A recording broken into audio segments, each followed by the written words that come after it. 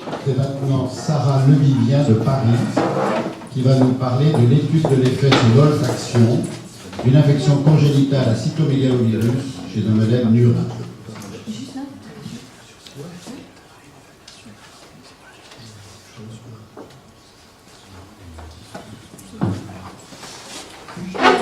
Bonsoir à tous, merci aux membres de l'Académie de me permettre de présenter mon travail aujourd'hui.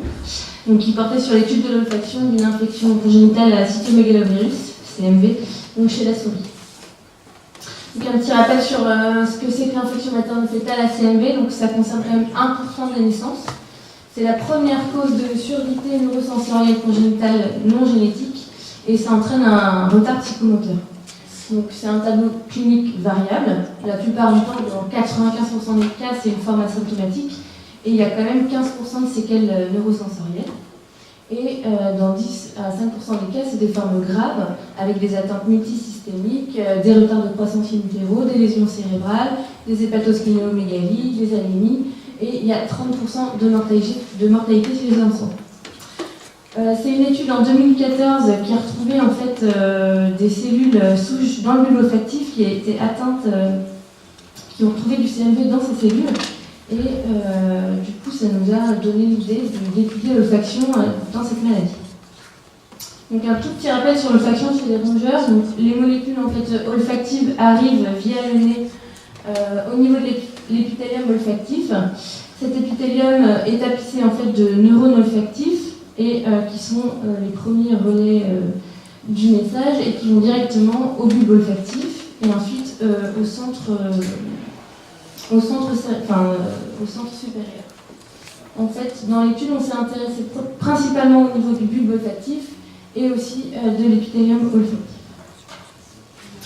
L'objectif de cette étude était double, c'était d'évaluer l'olfaction des souris adultes atteintes d'une infection congénitale à CMV. La première étape, c'était une évaluation comportementale de l'olfaction à l'aide d'un olfactomètre, je vais vous le décrire, et de l'audition à l'aide des potentiels auditifs et bouquets. Deuxième étape, c'était d'objectiver la présence du CMV au sein du cerveau et du bulbe olfactif et d'en voir les conséquences. Le déroulement de l'étude. Donc, en fait, le CMV a une autre spécificité d'espèce. Et celui de la souris, enfin celui de MCV murin de la souris, ne passe pas la barrière hématoplacentaire comme chez l'homme. Du coup, la première étape, c'était d'injecter dans le placenta directement le virus. Donc, on injectait des femelles gestantes à 13 jours de gestation avec une laparotomie et chaque poche fétale est injectée individuellement. Cette chirurgie plus l'injection du virus a une forte mortalité. Et sur les 25 femelles gestantes qu'on a injectées, j'ai pu obtenir que 8 bébés mâles et 11 bébés mâles atteints de CMV et d'autres inoculés au sérum physiologique témoins. La deuxième étape, donc à 3 semaines, les souris avaient donc des PEA pour étudier l'olfaction. C'était notre seul moyen en fait de valider notre modèle parce que ces souris sont reconnues comme étant devenant sourdes avec le cytomégalovirus et donc c'était le seul moyen pour nous de voir que les souris étaient atteintes. Et notre deuxième partie, à 4 semaines, elle débutait en fait l'olfactométrie. Il y a une période d'apprentissage et ensuite on faisait 3 tests différents, un test de discrimination, un test pour étudier le seuil olfactif et un test de mémoire olfactive. À 16 semaines, on refaisait des PEA pour voir si l'audition se dégradait toujours. Et à 18 semaines, les souris étaient sacrifiées et on pouvait commencer l'étude immunohistochimique qui est actuellement toujours en cours. Donc, un olfactomètre, c'est un système entièrement informatisé qui permet en fait à la souris de recevoir une récompense, ici c'est de l'eau, en fonction de l'attitude qu'elle a selon l'odeur utilisée. Donc les odeurs que nous avons utilisées sont essentiellement des odeurs de fruits ou des odeurs de fleurs. Donc l'odeur S+, qui était considérée comme récompensée. Donc la souris, en fait, la réponse correcte, c'était d'aller lécher le biberon d'eau pour recevoir sa récompense. Et si c'était l'odeur non récompensée qui était présentée, La souris respirait l'odeur non récompensée et devait ne pas lécher, en fait, ne pas aller lécher. Alors ma petite vidéo ne marche pas, je suis désolée. Et donc ça, c'est la chaîne d'olfactométrie qui a été réalisée. Et en fait, on voit le... Donc il y a le trou odorant dans lequel la souris insère son museau pour respirer l'odeur, et il y a le petit bureau associé pour qu'elle puisse avoir sa récompense. Donc je vais vous présenter les principaux résultats. Donc, les PEA, je vais aller rapidement parce que c'est des résultats qui ont déjà été publiés. C'était vraiment juste pour valider notre modèle. Et on voit bien que les souris CMV qui sont en blanc, enfin, sur le diagramme, ont un seuil auditif beaucoup plus élevé que les souris contrôle. Et donc ça valide en disant que le cytomégalovirus augmente le seuil auditif de ces souris. Après, je vais vous présenter les résultats qu'on a obtenus en olfactométrie. Donc ça, c'était le test de discrimination. Donc on fait une odeur A versus une odeur B. Dans le diagramme numéro A, on peut voir un petit peu la courbe d'apprentissage des souris. Et donc en plusieurs séries d'odeurs, on voit que les souris qui sont en noir ont une meilleure discrimination que les souris qui sont en blanc. Pour des odeurs simples, c'est-à-dire une odeur A versus une odeur B, on ne mélange pas. Pour le diagramme B, là en fait on a un petit peu augmenté la difficulté de l'exercice pour essayer d'avoir une discrimination un petit peu plus fine. Et donc on a mélangé l'odeur A avec l'odeur B dans des proportions 80%, 20% versus 20%, 80%. Et on voit que les souris CMV ont une discrimination nulle par rapport aux souris contrôle. Le résultat est moins significatif. On a encore augmenté la difficulté de l'exercice avec un mélange 60%, 40%. Et là, nos souris contrôle comme nos souris CMV n'ont pas réussi le test.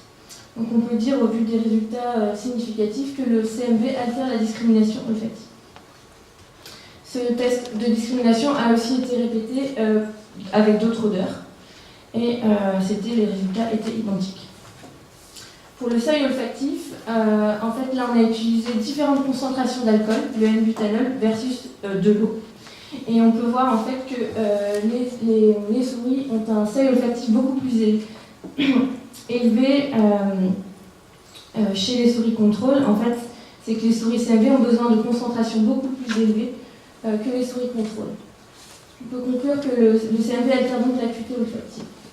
Le diagramme en bas, c'est la répartition en fait, des différentes dilutions nécessaires aux souris pour qu'elles puissent sentir les odeurs.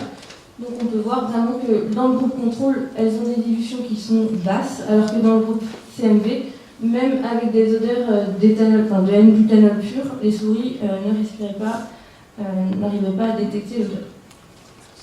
Le dernier test, c'était la mémoire olfactive. Donc là, pour le coup, en fait, on a entraîné les souris jusqu'à ce qu'elles arrivent à distinguer les deux, l'odeur C versus l'odeur B, mais qu'elles soient au même niveau dans les deux groupes.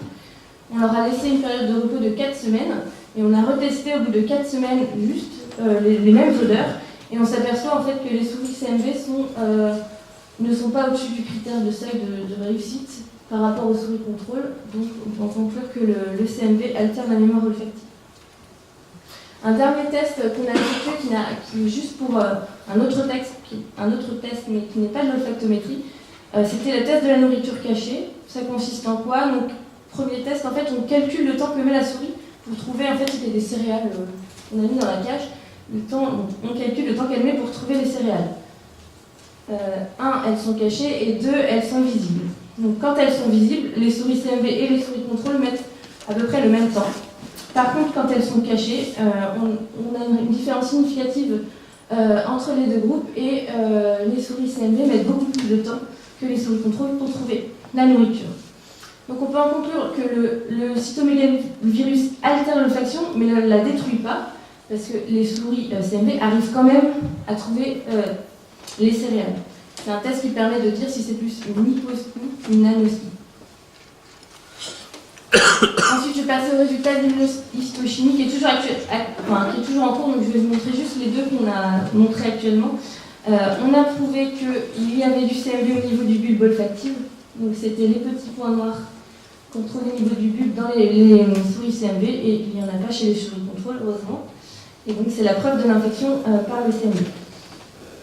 On s'est ensuite intéressé à la morphologie du bulbe olfactif. Donc ça, c'est une image d'une coupe de bulbe olfactif. Il y a 7 couches concentriques. On s'est intéressé à la couche granulaire. Et on peut voir en fait que la couche granulaire des souris CMV est plus petite que celle des souris contrôle.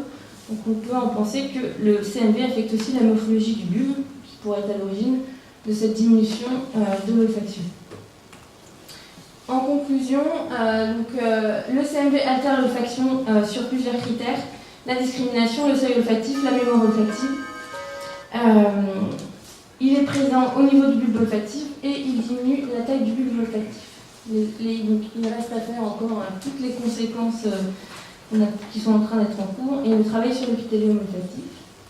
Et qu'est-ce qu'on a et chez l'homme, on a débuté une étude clinique à l'hôpital Robert-Debré en mai de cette année qui étudie des garçons et des filles de 3 à 10 ans atteints d'une infection congénitale à CMV, qu'elle soit symptomatique ou asymptomatique à la naissance, et appareillée à des enfants témoins selon l'âge et le sexe. Ce test consiste en quoi? C'est des mini-tests olfactifs avec des stylos odorants. On leur présente soit des odeurs simples, soit des mélanges d'odeurs. Et voilà, c'est ça notre étude. Merci de votre attention.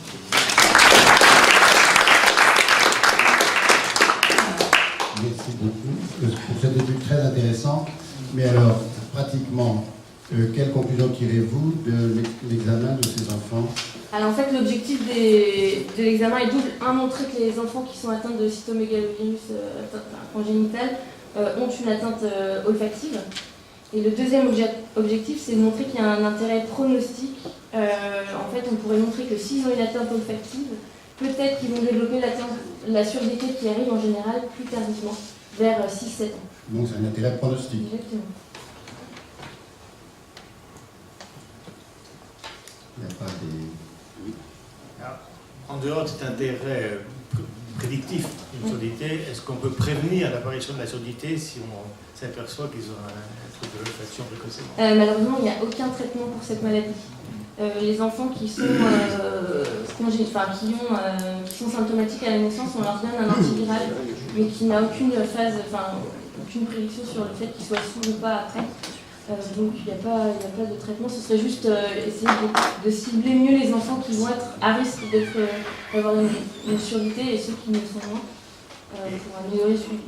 Est-ce qu'on peut améliorer leur sort de ce fait, si on le diagnostique précocement, ou est-ce qu'il y a un espoir? Malheureusement, pour l'instant, comme il n'y a pas de traitement, c'est juste un outil diagnostic pronostic. Mais en attendant qu'il y ait un vrai traitement, peut-être que ça permettrait de les traiter précocement quand on aura un traitement. Merci beaucoup. Pas d'autres questions? Pas d'autres remarques? Merci beaucoup.